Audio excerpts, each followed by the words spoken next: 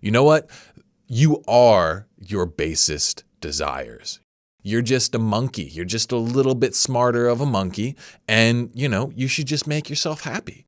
You know what? Just go out and have as much sex as you can. Everyone thinks that, the goal today is to elevate all these other parts of ourselves, learn how to become very successful, learn how to, master social dynamics, do all these other things, but keep your sexuality in the gutter. Basically it's like, don't evolve that part at all. Just keep that part really dumb, really hungry, and essentially just playing with his own poop in the gutter.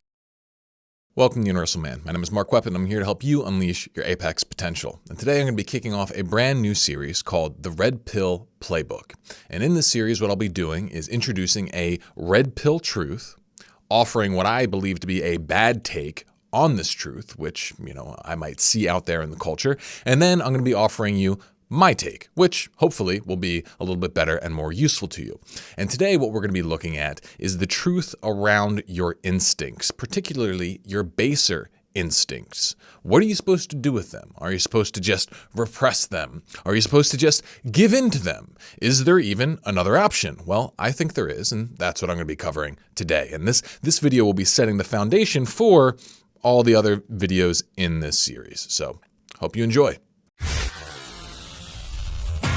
All right, so it's been a little while since I've talked about red pill ideas. For those of you who are not familiar with that terminology, it refers back to a movie called The Matrix. It was a very popular movie. Hopefully you've heard of it, where Morpheus offers Neo the opportunity to take the red pill and learn the truth about reality, or a blue pill and kind of just go back to living in his fantasy world.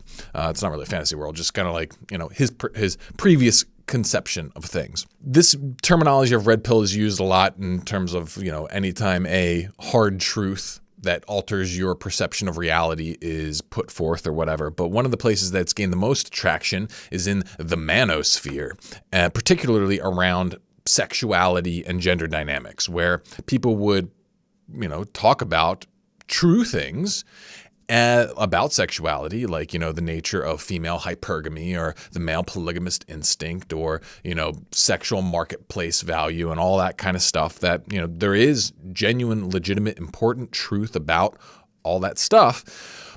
But my issue with it is that a lot of the conclusions built from these truths, I don't really like. I just don't think they're impressive. I don't think they're useful. And in some cases, I think they're downright destructive. There's a difference between presenting a truth and then presenting your opinion about how to go about dealing with that truth. And so with this whole Red Pill Playbook series, I want to be telling you what I think you should do. And I'm not saying I'm 100% right, but I'm much happier with these answers than the ones that I've usually found out there. Okay, we're going to kick things off a bit at a bit of a higher level, because I think we have to look at how do we deal with our instincts at large before we can start dealing with the nitty-gritty of them, of what they specifically are. So the red pill truth is that we've got fundamental base drives that are often at odds with our higher morals and values.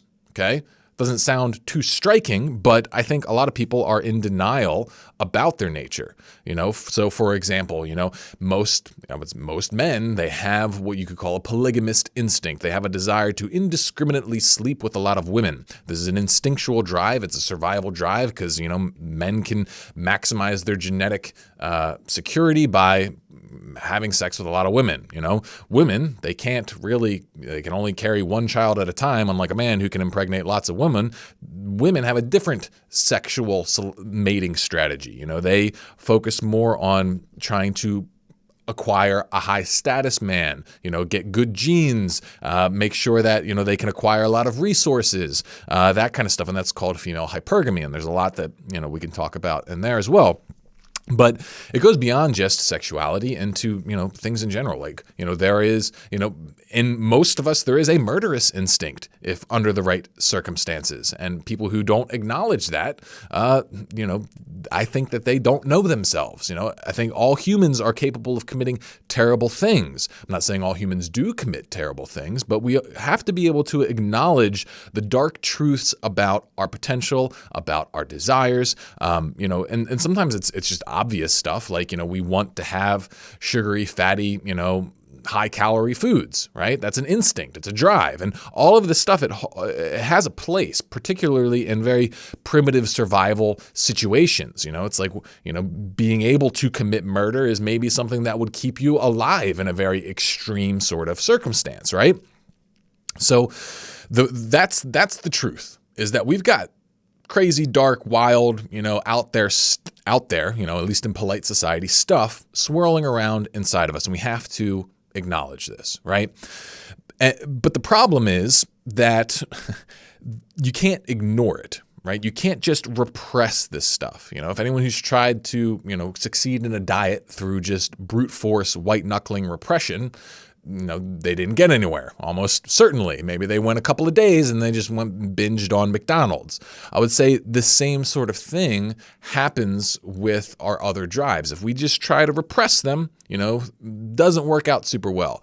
In the past, when we were less sophisticated as a society, we would use a lot of social pressures. We would shun people who broke our moral codes, or, we would expel them from the church, or, tell them that they're going to burn in hell. And we could use fear to some extent to control things. And that's not always a bad thing. But in a lot of ways, it's not ideal. Who wants to be controlled by fear? Not many people. And I think that a lot of our modern culture is a rebellion against these more repressive sort of tactics that were applied in the past, by Christianity and other, mainstream religions and movements and that sort of thing. And so now we've gone kind of in the opposite direction. And so this is the bad take that I think is out there in the world today that in general I disagree with. It's the idea that, you are your basest desires. You're just a monkey. You're just a little bit smarter of a monkey. And, you should just make yourself happy. You know what? Just go out and have as much sex as you can. Master game. Learn how to manipulate women. Sleep around. That's what's going to bring you happiness, man. We all know it. That's what guys want. They just want to have a lot of sex, right? And hey, you know what? If that's too hard, well then, just use as much porn as you want, right? Like that's the only way you're going to come to peace with yourself, is if you just give in to these desires. For women, it's the idea that, women can just manipulate and use men. It's like a man should behave this way toward me. I deserve this from my man. And then, they use them for their resources and attention. And, maybe they will just cheat on them and then divorce them and take half their money. And then, basically a guy's stuck raising another man's kids and doing horrible things like that. Right. And people will tell them, you do you, girl. And so it's like we have this culture that basically has an idea of a human person, that a human person is just sort of this deterministic, like, meat robot, hormone-driven meat robot, and that's all we are, and we might as well just press our pleasure buttons as we can, right? And I just think that this is a radically reductionistic view of humans in general, right? Like, to say that a man is just his sex drive, and he's just particularly one part of his sex drive, that, the part that wants to sleep with lots of women, he's like, that's the truth of who I am. Yep, that's how I'm going to live. Like, you're so much more than that. You're so much more than that. That's my take.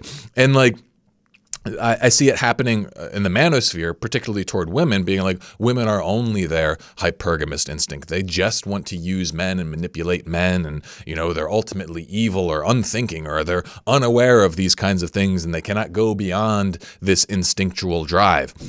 And I just think it's bullshit. I just think it's by people who have not gone further in themselves, and so they want to reduce everyone down to their level. And so my take for dealing with the truth of our instincts is that ultimately our best move is to learn how to engage in intelligent sacrifice that then elevates these instincts, right? That we can actually sublimate them, that we can actually use them to become a higher, more evolved, more intelligent, more sophisticated human being, and then tap into higher levels of fulfillment rather than just the basest scratching of primal itches, all right? I think that is a much better path. And the thing is, we all know how this works. This is what like normal human maturing is, all right? Like we all have, like as kids, a primal drive to like hit people who make us mad or bite them or, you know, throw temper tantrums when we don't get what we want. And so what do? Well, we teach our kids to sacrifice that desire for immediate gratification, sacrifice that satisfaction of hitting that person who made you upset. We teach them to give that up.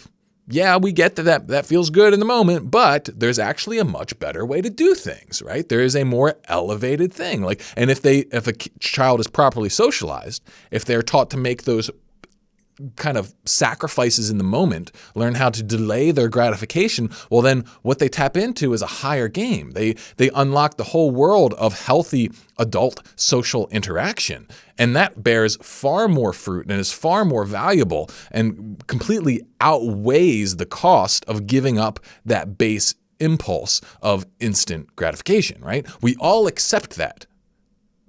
Except around sexuality for some reason today. I don't know why. Everyone thinks that, oh yeah, no, the goal today is to elevate all these other parts of ourselves, you know, learn how to become very successful, learn how to, you know, master social dynamics, do all these other things, but keep your sexuality in the gutter. You know, basically it's like, don't evolve that part at all. Just keep that part really dumb, really hungry, and essentially just playing with his own poop in the gutter.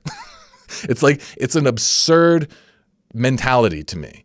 You see, our primal drives, they hold an insane amount of energy. And, you know, I get the temptation to just kind of give in to them. But if you don't, if you operate with a bit more intelligence, you can trade up. You can play higher and higher games in the same way that, you know, by sacrificing hitting that person, you can tap into, you know, more adult and, you know, better social interaction. Same thing goes with our sex drives. Like if you learn how to sacrifice the baser, less beneficial, you know, more coarse expressions of your sexuality, you're going to be able to tap into a more sublime, fulfilling, intimate kind of sexuality that, you know, people say, oh, well, it's not as hot, or, oh, it's like, yes, it absolutely can be, but it can be then also so much more, greater meaning, spiritual value, all this kind of stuff.